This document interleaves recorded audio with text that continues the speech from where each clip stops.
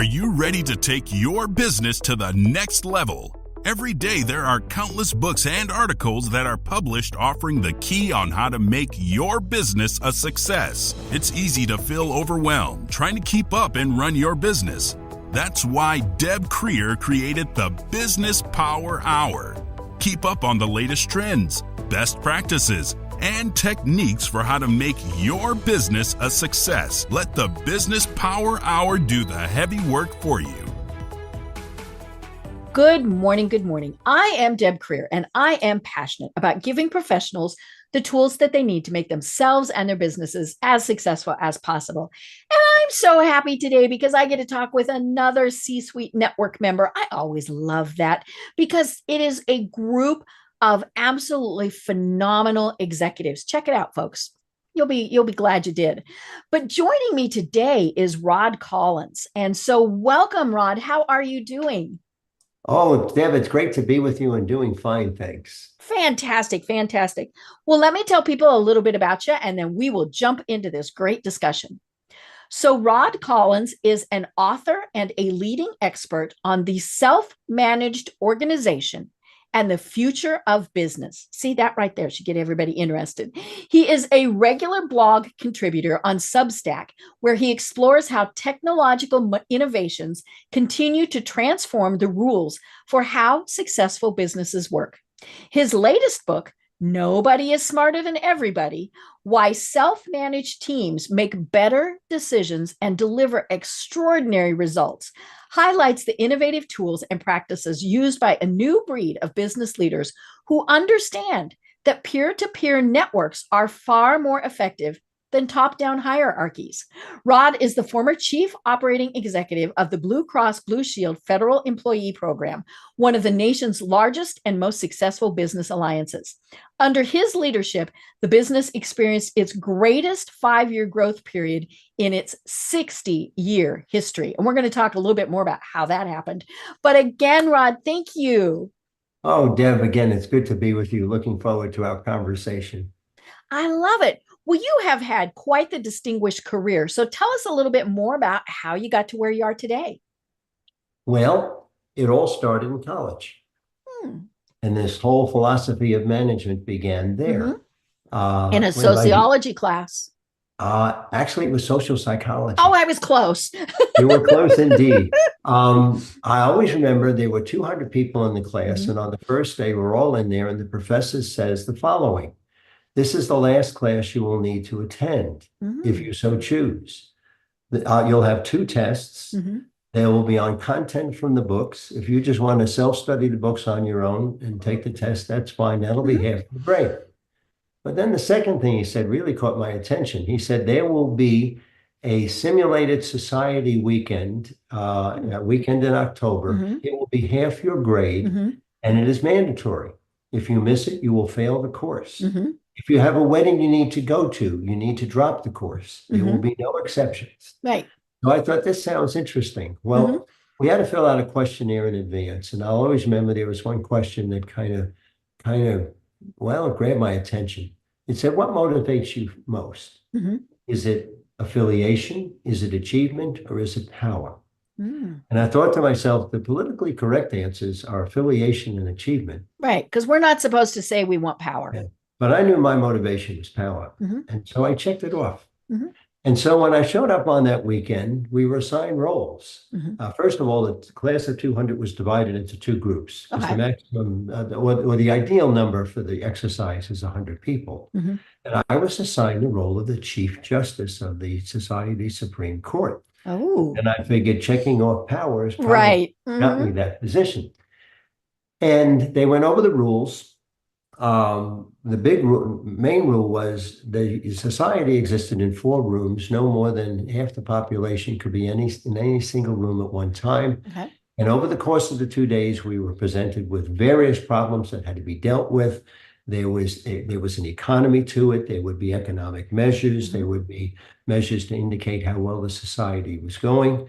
And very early on, I was surprised at how people got into roles and really began to kind of arrange things for their best benefits. And it really struck me, this is a game, and yet people got into this real life behavior. And I also noticed that the president of the community and myself had a similar mentality, which is we should engage in win-win. And Okay. people should be able to advance themselves as long as they don't do it at the expense of others. And so, with the power that we each had, he as president and I as Supreme Court justice, we began making decisions accordingly.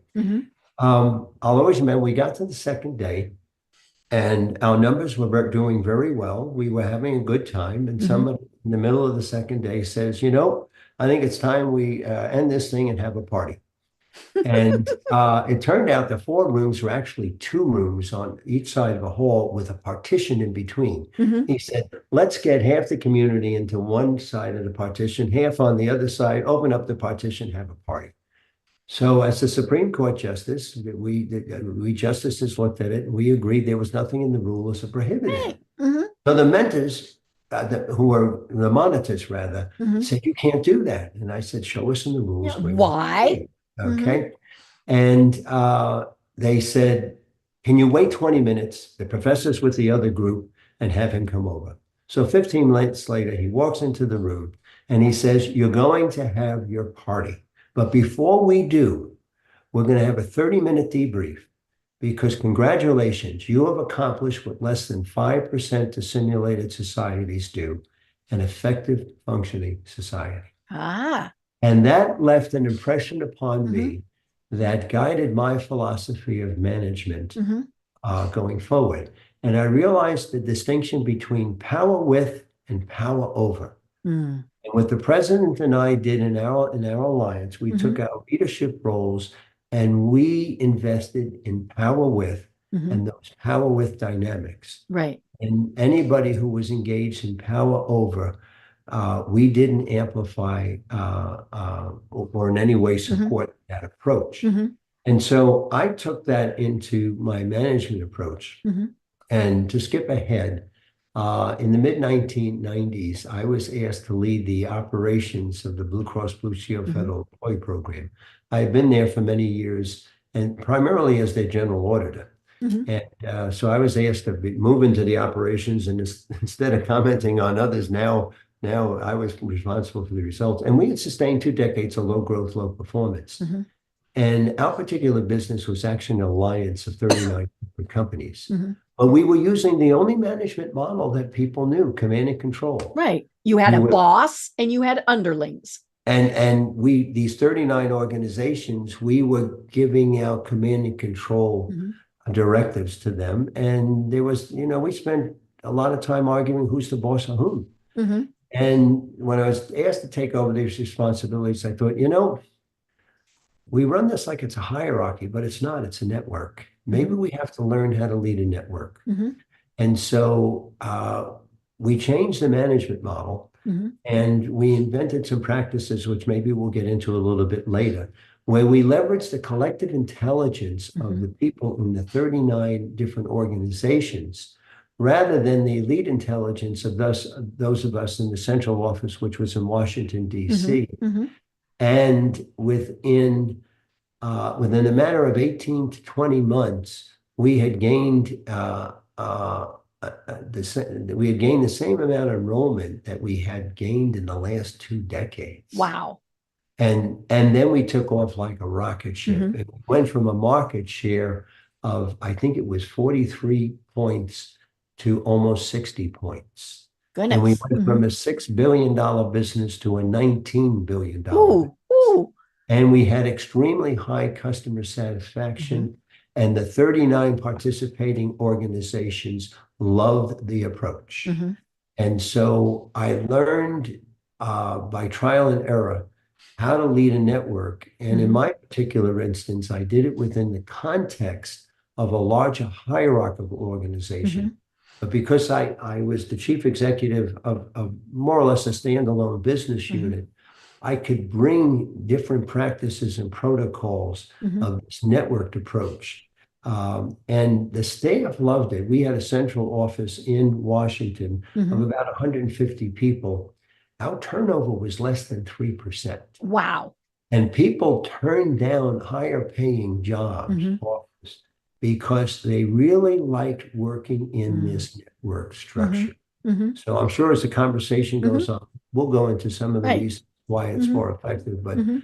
let me just stop there and, Right. see if you got any comments or questions. Yeah. Well, I will admit it makes my brain hurt. And you and I have chatted in a group about this because I am used to hierarchical organizations where you have your CEO and then you have your departments and you have the people who manage the departments and then you have, and very much a top-down type of, the whoever's in charge of whatever it is says you will do this. And then everybody else goes, oh, yeah, yeah, yeah, and they do it. But then, talking about it and reading your book, it really does make sense that that is no longer the way to do things. And of course, one of the big things is because of technology and things like that. Mhm. And it was funny because as I was thinking about it, I was thinking about the military, and I hadn't gotten to the part in your book where you talked about the military, because military is probably one of the most hierarchical things. The general somewhere makes a decision and everybody else follows it down. Well, that works great until you don't have time for the general to make that decision, which is 99% of the time, right? And so organizations can either adapt or fail. And unfortunately, most of them fail because the CEO wants to stay the CEO, and be in charge and in control and have power over, not power with. And so, I love the title of your book. Nobody is smarter than everybody. So tell me why you named it that. Okay. I named it that because I mentioned we put in place practices. Mm-hmm, Okay. So mm-hmm, let me talk about one of the practices we did to lead the Blue Cross Blue Shield Federal Employee Program as a network. I mentioned that we tapped into the collective intelligence of mm-hmm, people, 39 organizations. mm-hmm, So the way we did this is we had, say, for example, a major project, mm-hmm, a major systems conversion. mm-hmm, We wanted to put in place a new mm-hmm, product. Rather than just have the staff at the central office come up with ideas and run a proposal by the 39 organizations and then argue back and forth, mm-hmm, what we did was we would gather a microcosm of the whole business in the mm-hmm, room in the presence of about 50 people. mm-hmm, It took about 50 people to do that. And we did things that you normally don't see in your typical centralized top-down organization. mm-hmm. We had senior level executives in the same session with the same voice as people we hired out of college 2 weeks ago. Ooh. Mm-hmm, All right. And we had people from all the different disciplines. mm-hmm. Okay. Not necessarily, if we were building a new product, it just wasn't the marketing people or the Right. product Or the people. R&D, or yeah. We had Mm-hmm, everybody in there. mm-hmm, Okay. Because this product has to be delivered. mm-hmm. And we were very focused on, in the typical meeting, people don't listen to each other. They debate. No, And when you debate, you're in your own mind. right. Okay. They talk at each other. Exactly. So what we did, these sessions generally went 2 days. I've Mm-hmm, since called them collective intelligence workshops. mm-hmm, And what we would do is we would begin the meeting by setting the table. We mm-hmm, wouldn't come in with a proposal. mm-hmm. We'd come in with a problem to be solved, Okay. on which a proposal, and a person who would be responsible for Mm-hmm. that would make the presentation. And we established a rule. There will be no interruption of the speaker while they speak. And Ah. afterwards, there will be a period of clarifying questions Mm-hmm, only. You can agree, mm-hmm, disagree, say, I have a better idea. mm-hmm, All you can do is ask the speaker what is on their mm-hmm, mind. mm-hmm. The purpose is to understand. Okay. Because one of my favorite Stephen Covey's principles is seek first to understand, then Mm-hmm, to be understood. mm-hmm, So we put that in place in a practice. And then once that was done, then we would divide the people into, usually with a group of 50 people, maybe about 6 or 7 tables. And we would ask them, what are the 3 to 5 most important observations, opinions, or concerns you have about the mm-hmm. work we need to do? Because in a typical organization, we don't ask the people who have to do the work, what's on your Right. mind? Mm-hmm, Okay. And we And we wanted to, certainly don't ask, is there any way we could do it better? Or, right. Mhm. And it was phased very carefully, observations, opinions, or concerns. Mhm. So it could be positive or negative, Mhm. all Right. right? Whatever. And so each table was forced to do it no more than 5, no less than 3, because we wanted to drive some focus. Mhm. And as each table presented out, we did you can't interrupt the presenters. You can only ask clarifying Mhm. questions. All right. This would take us through maybe the first morning. And at the end of the small group tables, we take their flip charts, we put them on a wall. Okay. And we would ask the group to gather around the wall and call out items that look the same. Ah, And if they are the same, let's talk about them. We'll right. keep one, drop the other. If they're two Mhm. different ideas, we'll edit the language. Hmm. But the facilitator doesn't get to do the editing. Only the group does. Okay. Group does, okay? Mhm. And so we might take a list of maybe 30, 35 Mhm. items and get it down to a list of 20. And now let me pause.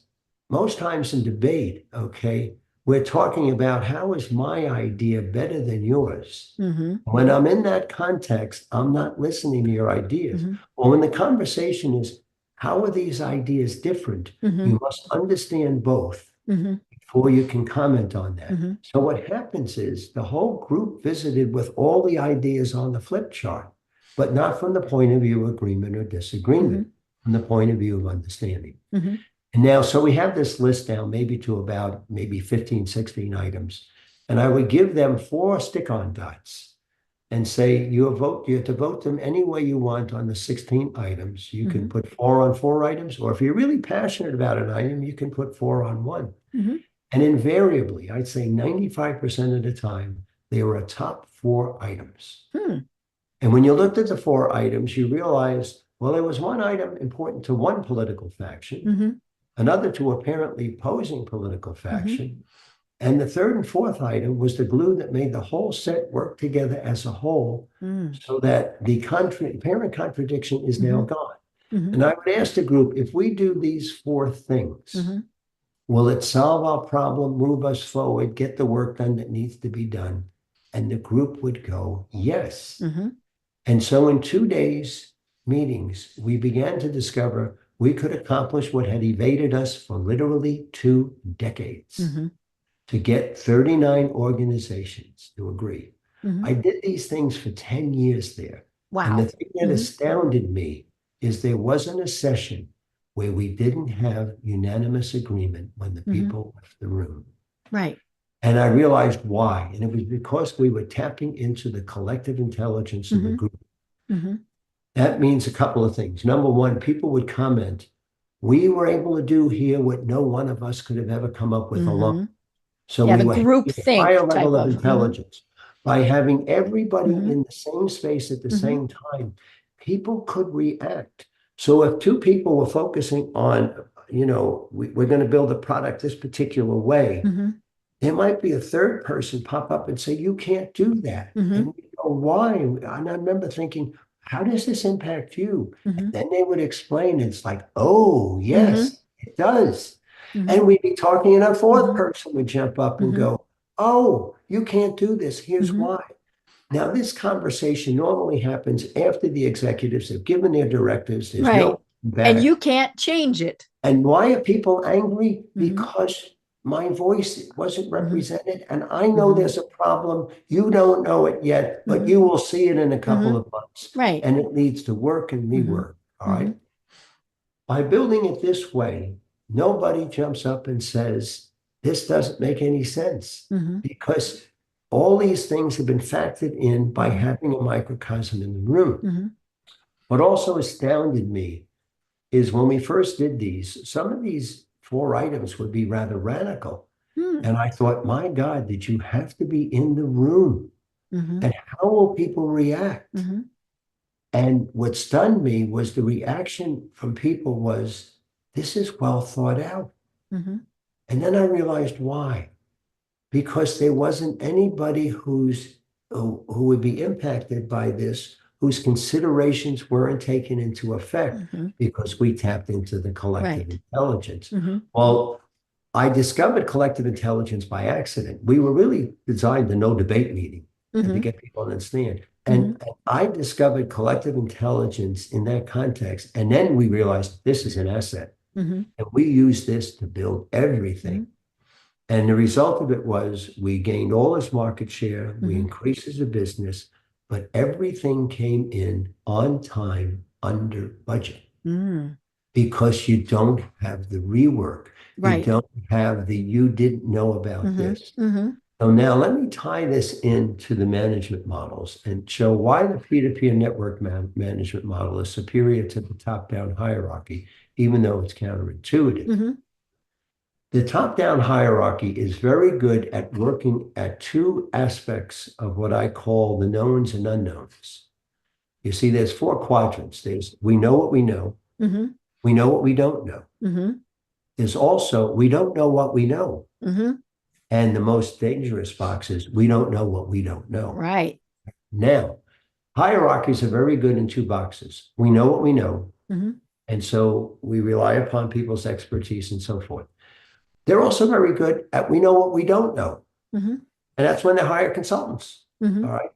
What top-down hierarchies are terrible at, and in rapidly changing times, these become more important boxes, is we don't know what we know. In these collective intelligence workshops, as we were working issues, a lot of times I had the thought, oh my goodness, we had this knowledge, we didn't even know it. Right. All right. We discovered things that, and there's a lot of knowledge in companies that people have that the executives don't know. And that's not being put to use. But more importantly, and this is where collective intelligence is superior to individual intelligence, we uncover things that we didn't know we didn't know. Right. Because we don't want to admit that we don't know what we don't know. But it's totally outside. I mean, it was like, oh my goodness. And what happens is as people converse, they learn. And as we learn, that's how you cover. Right. Oh, we didn't know that we didn't know that. Okay. And so that becomes really important in fast changing times. I do want to, you mentioned before the military, and I want to mention two things before turning it back. First is the military is one of the places where this new management model is very much used, except in the Pentagon. Right. Pentagon is just part of the Washington. The generals are the generals. But General Stanley McChrystal wrote this wonderful book, I think it's called Team of Teams, or Team of Teams is in the title. But he, in engaging the terrorists in the Middle East, scratched his head and say, how is a network, a bunch of network people getting ahead of the best military in the world? Right. And he realized if I'm going to fight a network, I have to be a network. Right. In his book, he describes how he transformed, because whatever plans you put together go to hell as soon as the battle starts. Right. And what you really need is people being able to function as teams in real time. And make the changes and the decisions right then. Aggregating their collective intelligence. It's a wonderful book around that.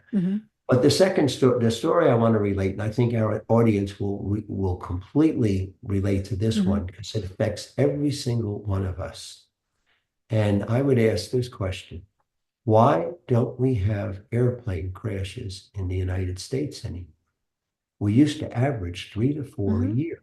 When I first started traveling as an employee, every time I got on an airplane, I was very You wondered, right? I hope I'm not on one of the 3 or 4 that will happen this year. We got used to there would be news reports breaking in this crash happened and so forth.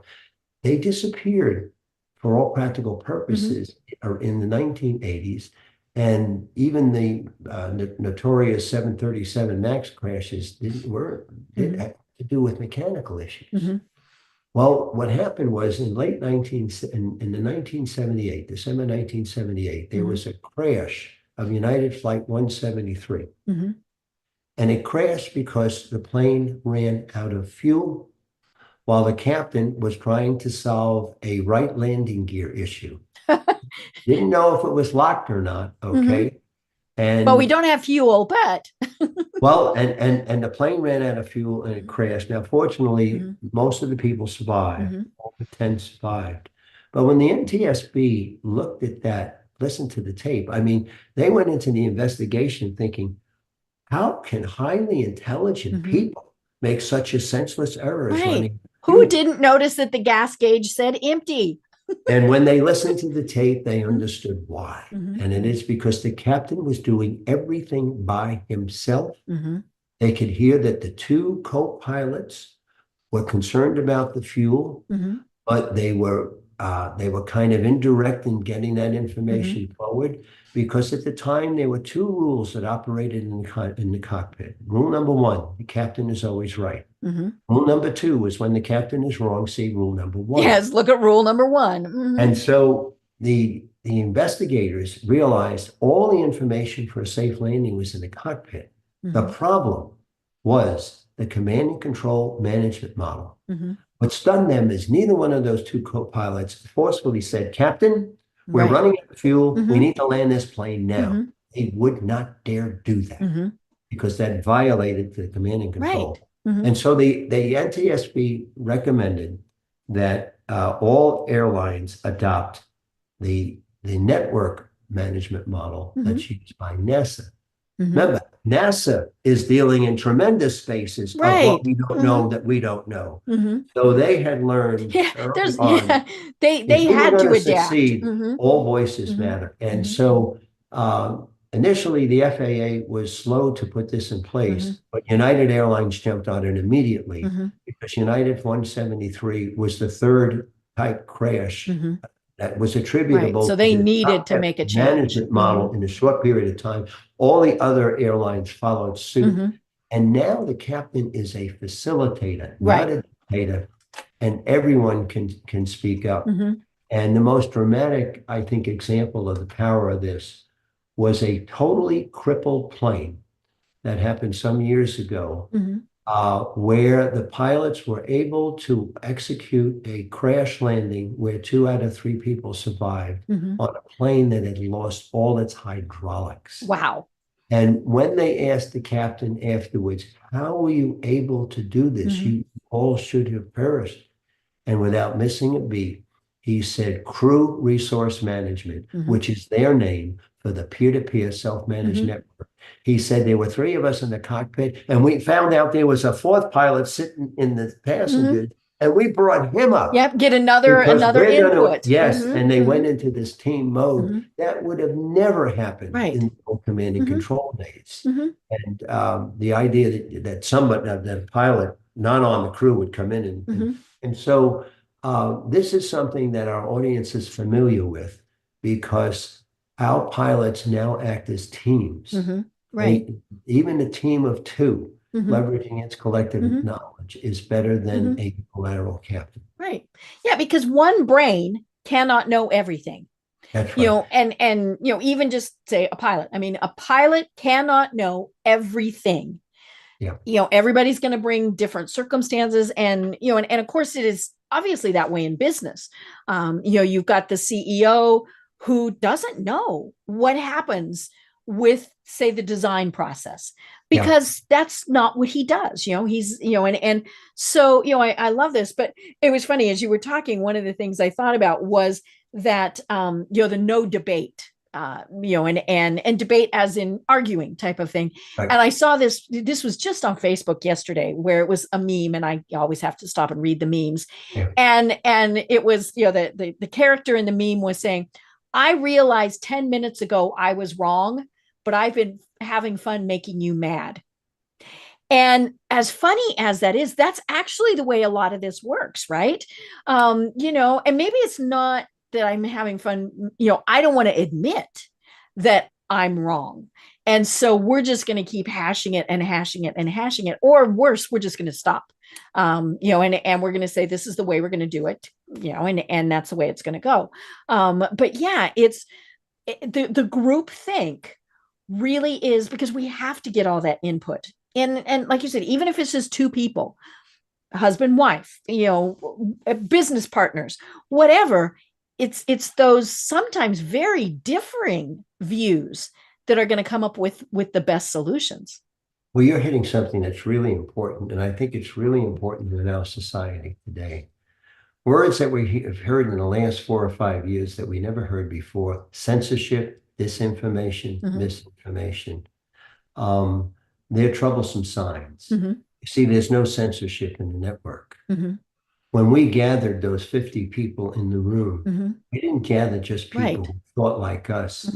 We deliberately invited people who we didn't agree with, okay? Because if we're going to get all these 39 organizations on board, then those who disagree, we've got to get them to agreement. Right. Not to our side.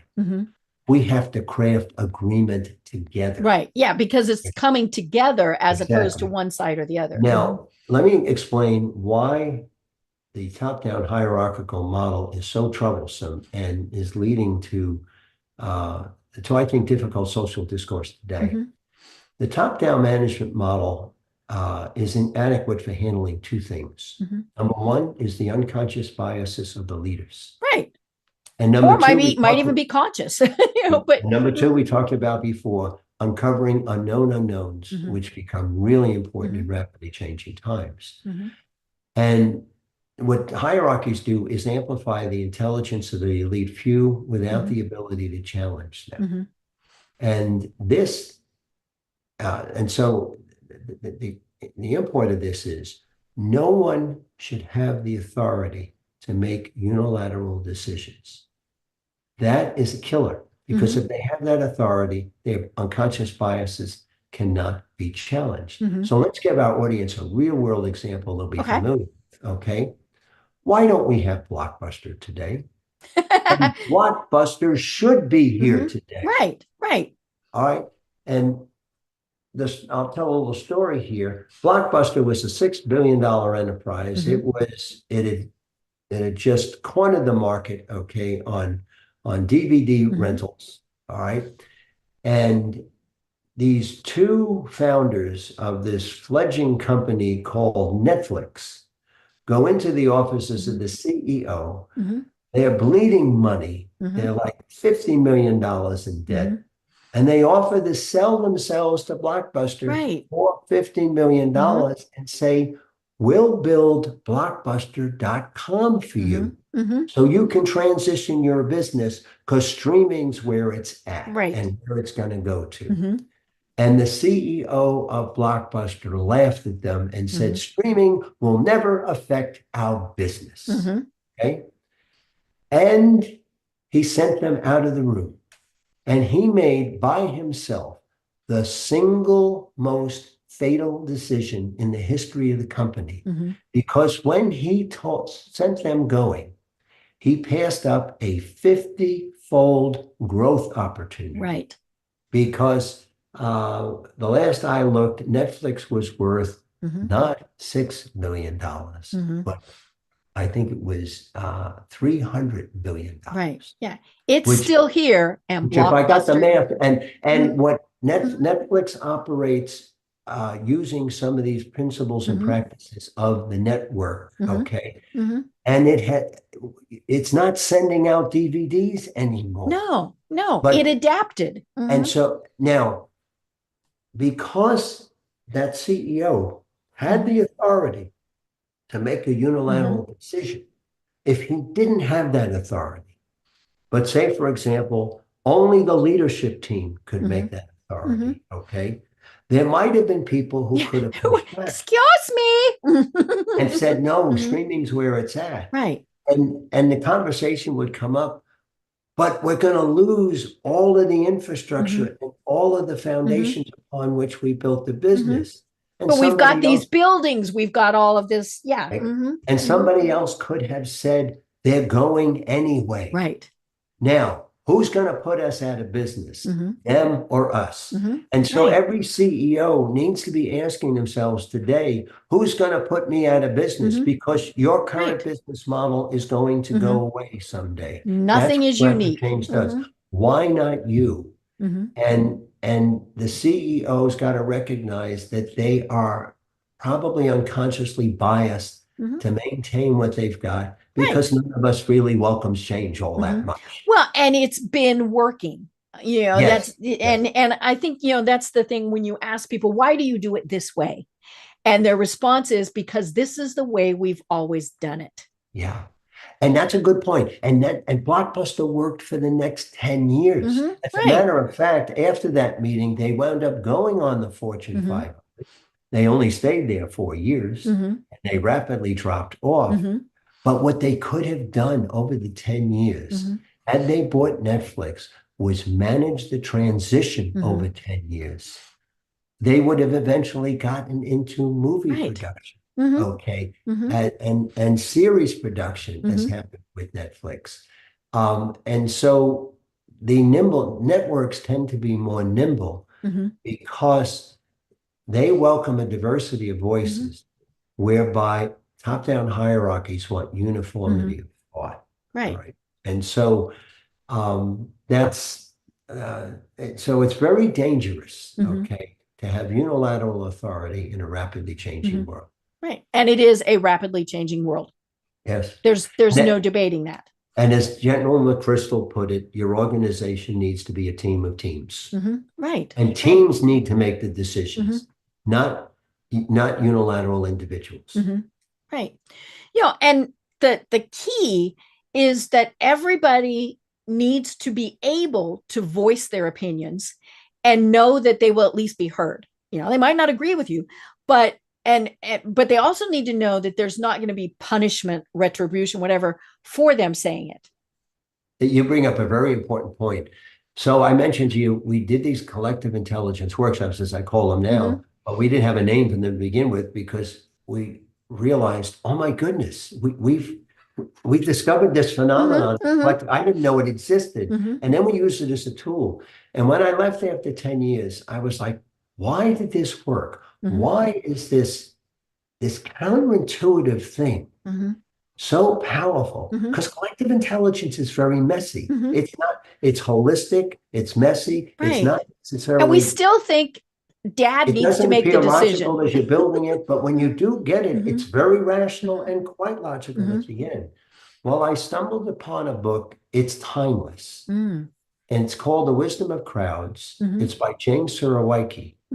And in it, he defines the 4 attributes that you must have to tap into collective intelligence. Without any one of the 4, you can't do it. Okay. And when I heard them, I realized why our workshops work, because they had all 4 elements. Number 1, you must have diversity of opinion. I told you, we invited people who we didn't agree with. Right. Okay. And welcome the diversity. And we honored their voices. Okay. Secondly, people must be free to speak without fear of retaliation. So the facilitator's job was to make sure that people's voices were heard. Didn't matter whether the facilitator agreed or disagreed. Their role was to hear the voices. Also, dot voting, was a way of assuring independent thinking. And working in small groups, and having presenters present ideas. The third thing is you need local knowledge. Remember, I told you we had high-level people and people who were considered low-level people in the same meeting with the same voice. We were bringing in all that local knowledge, which a lot of time top executives don't have. Right. Because they don't leave their ivory tower. And the top executives have a perspective that the local people don't. Right. And that helped people to understand. All right. And the last thing is you need an aggregation mechanism. And that's what those stick-on dots were. An aggregation mechanism. And the aggregation mechanism can be some form of consensus, but if you have all of those 4 attributes, then you can tap into collective intelligence. So we're in a real troubled state today because one word you never hear in network management is censorship. Right. All right. All innovative ideas are heresy when we first hear them. Streaming will never affect my business. By golly. Yeah, that's not the way we used to do it. The people at Kodak, the engineers at Kodak invented the digital camera, brought that in, get that thing on a shelf, put it away somewhere. We don't want that. That's heresy. We make film. Right? Kodak should be Apple. All right? They invented the darn digital camera. But no, this is what we're locked into. And so you have to welcome diversity of opinion because all innovation begins as heresy. All innovation begins as blasphemy. Right. And you also too, you need to hear the eccentric voices. And an analogy I use is eccentric voices are like garlic. You would not make a pasta sauce out of 100% garlic. That would be horrible.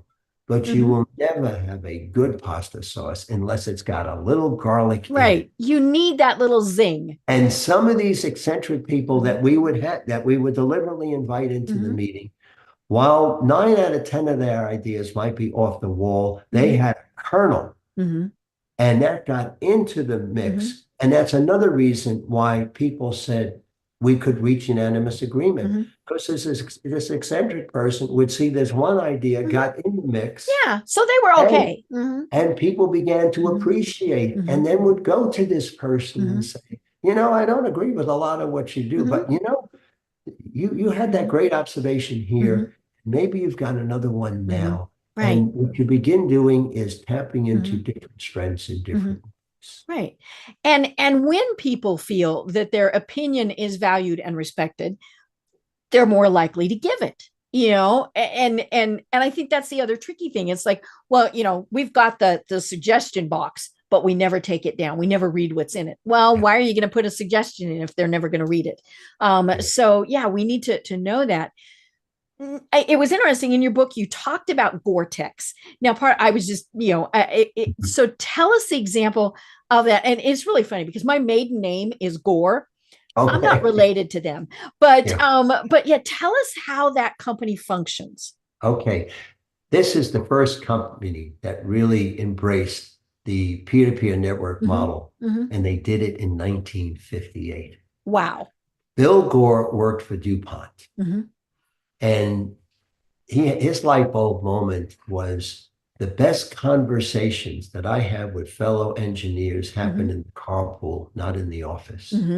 What if I could create a company that was like the carpool all day long? So that was his picture.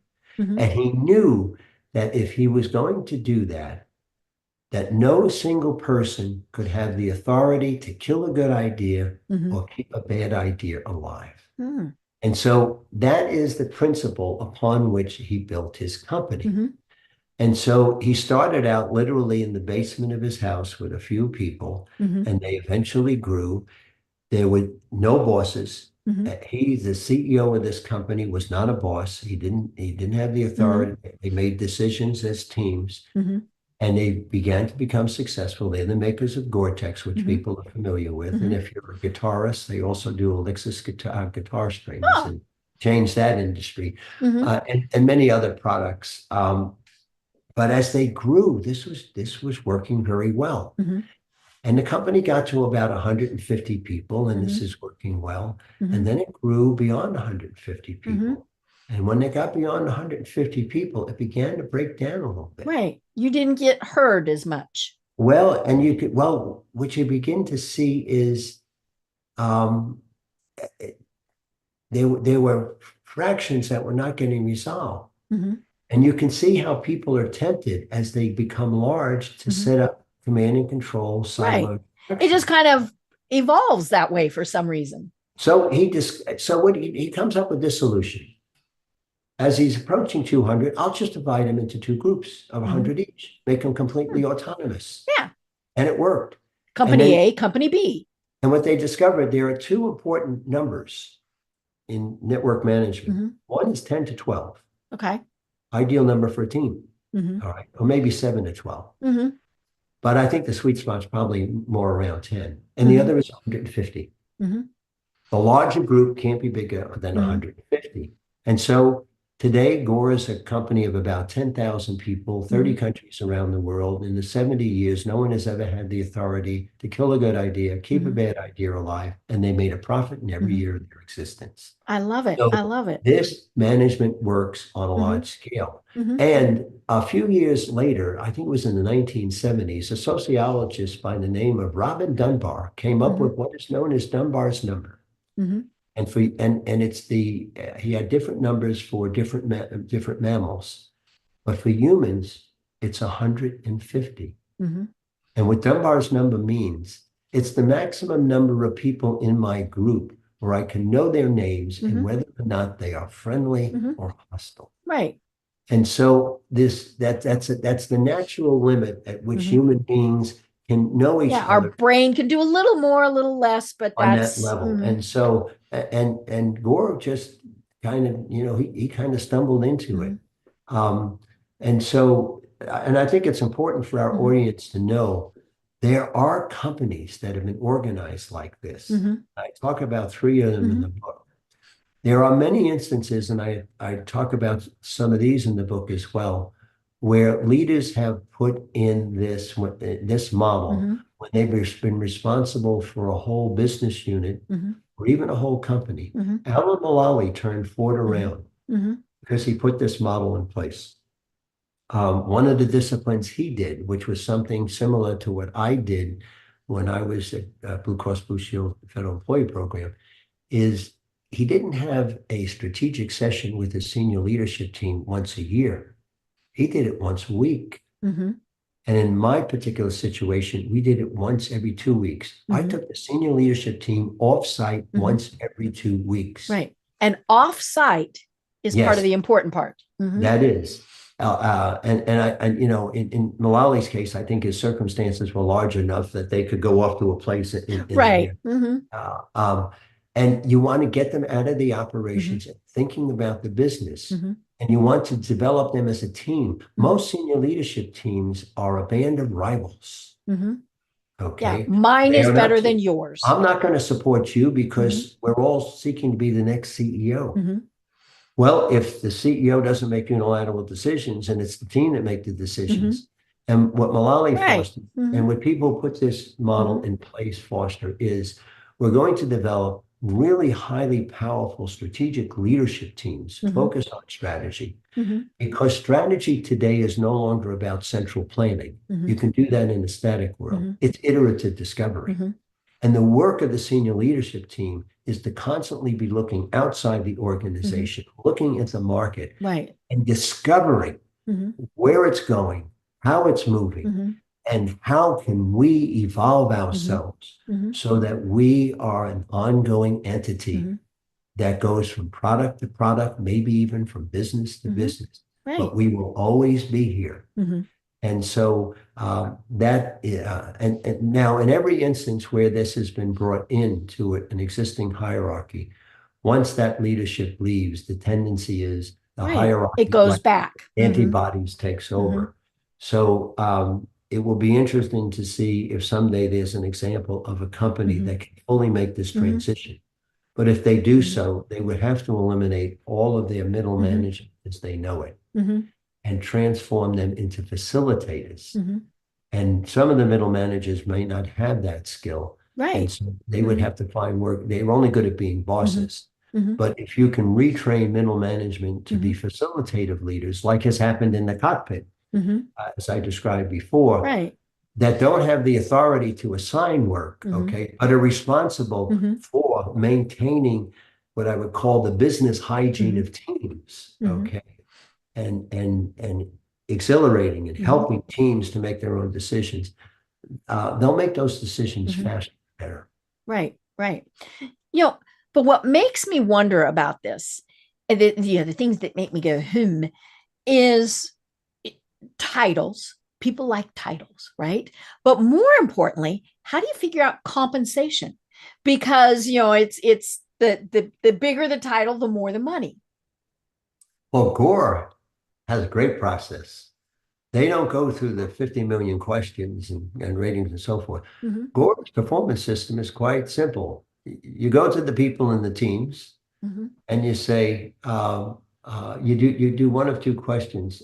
Rank order them in highest to lowest, who's making contributions to the firm, okay? Or you ask this simple question. We're doing it with customers. How likely would you recommend working with this person to a friend, colleague, or family member? Okay. And you just accumulate those, Mm-hmm. and then a compensation committee, okay, will assemble those Okay. and then distribute Mm-hmm. the available compensation Mm-hmm. according to the results Mm-hmm. of that. And so it's actually an easier system Mm-hmm. because it's one question and Mm-hmm. it's not one person's judgment. Mm-hmm. You're asking teams. And what Right. this is doing is saying the way I advance my compensation is I have to work well with teams. Right. You have to And play work nice. and working well with teams is not always just about going along. Right. Okay. Because sometimes you have to be the voice saying, It's about excuse me, making no. yeah, Mm-hmm. it's about making Mm-hmm. contribution. Mm-hmm. Okay. And sometimes, and you'll see this in teams, the person who is reticent to Mm-hmm. go along, oftentimes may be Mm-hmm. the highest ranked member Mm-hmm. because there's a good reason why Mm-hmm. they're reticent. And we've Right. learned that over Mm-hmm. time. And you may even wind, and what happens in these teams is if this person hasn't spoken for a while, they'll say to them, you haven't said anything, okay? Mm-hmm. Yeah. What do What's you going think on about there, this? Bob? How come Yeah, you haven't? Mm-hmm. what are you seeing something we don't? Mm-hmm. Okay. It Mm-hmm. just changes the whole nature of Mm-hmm. how people approach Mm-hmm. work. And this is inherently goes back to that Mm-hmm. college exercise I Mm-hmm. talked about. We need to be continually thinking win-win. Mm-hmm. Right. Okay. Our organization should be Mm-hmm. designed that as people Mm-hmm. work, nobody should be working at the Mm-hmm. expense of anybody else. Right. A lot of Mm-hmm. that goes on in hierarchies. Mm-hmm. Oh yeah, because again, they're worried about who's going to get promoted, all of those Right. various things. Right. It's just such an interesting concept. And sometimes it is, even when you have the hierarchies, even just getting those opinions. Years ago, I worked for an organization, and the CEO, was up on the top floor. Bottom floor was the mailroom, right? There's 16 floors in between. Once a week or so, he would go down and he would have coffee with the guys in the mailroom. Yeah. And those guys in the mailroom knew more about what was going on in that company than anybody because they talked to everybody as they were out delivering their stuff. Yeah. And it was so funny because he would say that the CEO would say he got more out of those meetings than any other things that he ever did because you had to hear the view from you hate to say it, kind of the common man to say, hey, do you really know this is what's going on? Do you know that Sue is very unhappy and Sue's getting a whole bunch of other people around her who are unhappy? Or hey, this person had this fabulous idea, but they don't know what to do with it. And so so we still had the hierarchy, but he tried to flatten that, in a way that worked. He was tapping into diversity of opinion, Mm-hmm. independent thinking, Yep. gathering local knowledge. Mm-hmm. The only thing he missed was an aggregation mechanism. Right. Mm-hmm. Okay. But he was employing his own mind as such. Mm-hmm. So it was if he were to take that to a broader group and build it into the structure, but but at least he had the orientation and was getting benefit of that. Well, and then you're going to love this. What happened next was we merged with another company and we had co-CEOs. All right. That did not work. And a big part of that was you still stayed in your groups, right? I'd always reported to, or, it's kind of the mom told me no, so I'm going to dad type of thing. But yeah, co-CEOs. And really what the parent company wanted was they wanted to see who came out on top. Well, and neither of them lasted. But both of them would have lasted if they had done the following. Neither CEO will have authority to make decisions. What they will be is they'll be co-facilitators, a team of the senior leadership team. And that team will make the decisions because that is more likely each of those firms, I would be willing to bet, brought strengths the other didn't have. That's why we bought them and merged. Strengths fighting each other, okay? You would be able to put in place one of the wisest things I've ever heard about management is attributable to the great late management guru, Peter Drucker. The purpose of an organization is to combine our strengths in such a way that it renders our weaknesses insignificant. I've never believed in opportunities for improvement. I've never asked people, you need to focus on your weaknesses. No, ignore them. Combine yourself with somebody who has a strength where you're weak. What we want are your strengths, and Right. what we want is people combining their strengths. Mm-hmm. If people are focused on their strengths, Mm-hmm. when they focus on those, Mm-hmm. the return is immense. Mm-hmm. The return of investment on focusing on weaknesses is very, very low. Mm-hmm. If you can't sing, Mm-hmm. no amount of music lessons is Right. going to Mm-hmm. change that. Mm-hmm. So, but if you are a hell of a bassist, okay, you can be quiet, play that bass, somebody else will handle the singing, and we'll be famous. Right. It is a group effort. Yeah. Mm-hmm. Yeah. Well, and even when you have individual things, it's still a group effort. I mean, one of the things, and oh my gosh, we're almost out of time. Say an individual sport, like a tennis player, Yeah. they are never just them. They have coaches. They have a whole support system around them that helps them. Now they are, the face, the primary, the whatever, but they're not successful if they don't have a good team around them. Yeah. And one other thing, if you take this team of team approach, if the leadership team makes the key decisions, you don't have succession issues. Right.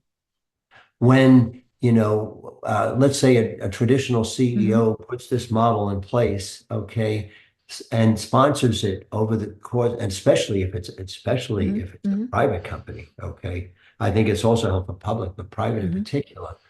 Then when it comes time to move on, okay, you're not looking for the single person who will carry on what you've built.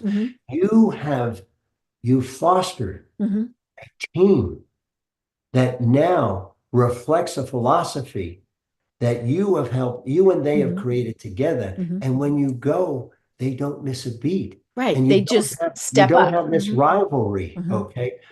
Because, and you mentioned about titles before. Titles are important when you're not happy with the work. I've found I saw people turn down jobs who worked in our organ. I told you our turnover was less than 3%. Because people really get a lot of satisfaction out of working with people where we all have the sense we know what the hell we're doing. Right. And it's not because you're the CEO and you're the this and you're the that. And we're all contributing. And it's what I call one of the transformations that happens is power shifts from coercive power, which you have in top-down hierarchies. I command you to do what you otherwise would not, to synergistic power.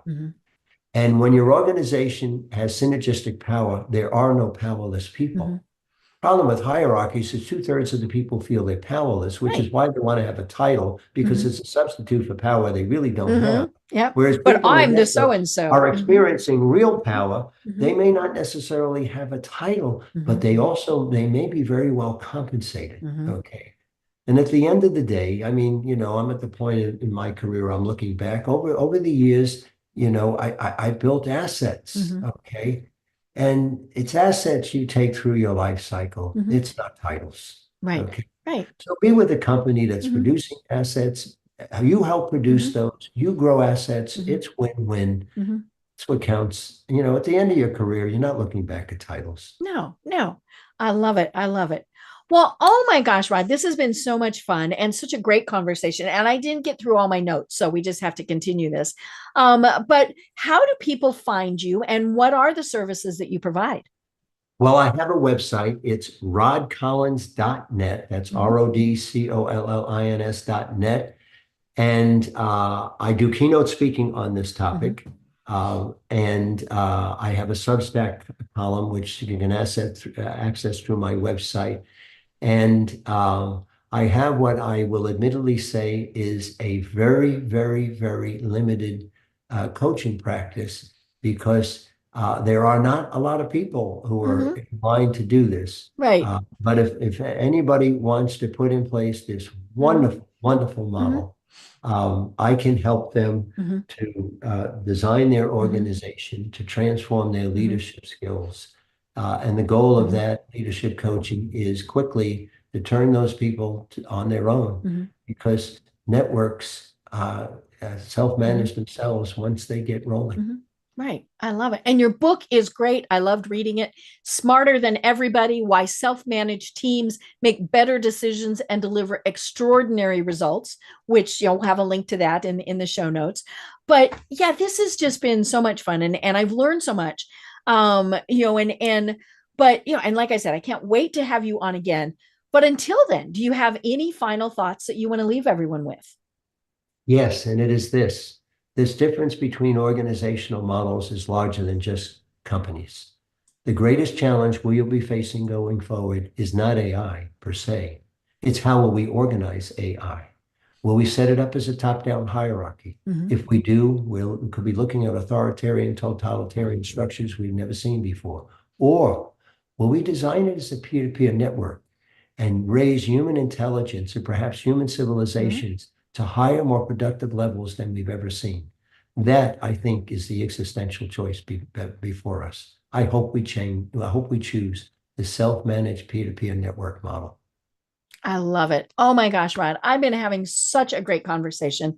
I'm Deb Creer. I really have been enjoying my conversation with Rod Collins. And until next time, everyone have a great day. Tune in for our next program for even more trends, best practices, and techniques for how to make your business a success. The Business Power Hour, hosted by Deb Creer, is proud to be part of the C-Suite Network.